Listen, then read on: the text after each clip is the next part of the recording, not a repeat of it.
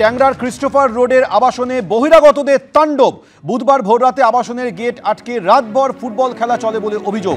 নিরাপত্তারক্ষীরা বাধা দিলে ভিতরে ঢুকে শতিনেক লোক তাণ্ডব চালায় বলে অভিযোগ। লিফটে 10 তলা থেকে দোতলা পর্যন্ত বিভিন্ন ফ্ল্যাটে গিয়ে ডোরবেল বাজিয়ে এই তাণ্ডব চালানো হয়।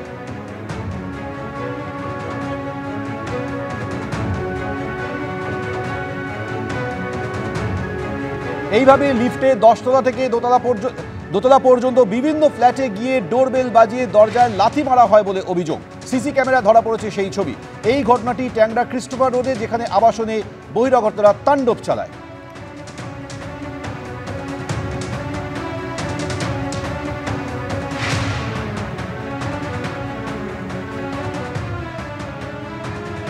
বুধবার ভোর রাতের ঘটনা, যেখানে আবাসনের গেট আটকে রাতভর ফুটবল খেলা চলে বলে অভিযোগ। এই গেট আটকেই খেলা চলে বলে অভিযোগ। আর এরপর সেই আবাসনের মধ্যে ঢুকে বিভিন্ন ফ্লোরে গিয়ে ডোরবেল বাজিয়ে সেই দরজায় লাথি মেরে এইভাবে তাণ্ডব চালানো হয় বলে অভিযোগ। তপসিয়ায় আবাসনে বহিরাগত তাণ্ডব। ঘটনার সূত্রপাত যেখান থেকে জানা যাচ্ছে, তাতে আবাসনের এই যে আউটগেট, সেই আউটগেট আটকে এলাকার যুবকরা তারা সেখানে সারা রাত ফুটবল খেলেন, এমনটাই অভিযোগ। এবং তার জন্য আবাসনের আলো জ্বালিয়ে রাখতে হয়। বুধবার ভোর রাতে হঠাৎই তারা গেট খুলে ভিতরে ঢুকে যান।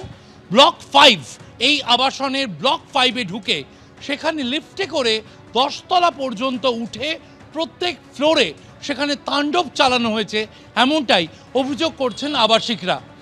র্যান্ডাম কারো বেল বাজানো হয়েছে, কারো দরজায় লাথি মারা হয়েছে, এমনটাই অভিযোগ এই আবাসনের আবাসিকদের।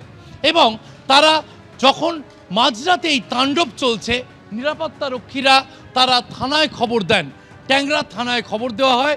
সেখান থেকে পুলিশ কর্মীরা তারা আসেন, তারা এসে কিছুটা সামাল দেন বলেও জানা যাচ্ছে।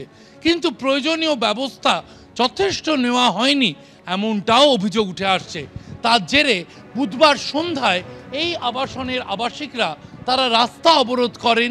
তারা আবাসনের সামনে রাস্তা অবরোধ করে নিজেদের অসুবিধার কথা তুলে ধরতে বাধ্য হন, এমনটাই জানাচ্ছেন ক্রিস্টোফার রোডের এই আবাসনের আবাসিকরা।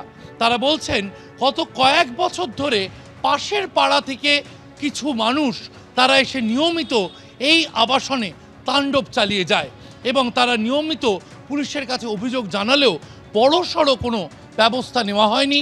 তার জেরে সেই পাড়া থেকে নিয়মিত অনেকেই বহিরাগত তারা ভিতরে ঢুকছেন, আবাসনে এসে হুমকি দিয়ে যাচ্ছেন, এমনটাই অভিযোগ আবাসিকদের। ক্যামেরায় অভিজিৎ দাসের সঙ্গে শিবাশিস মৌলিক, এবিপি আনন্দ, কলকাতা।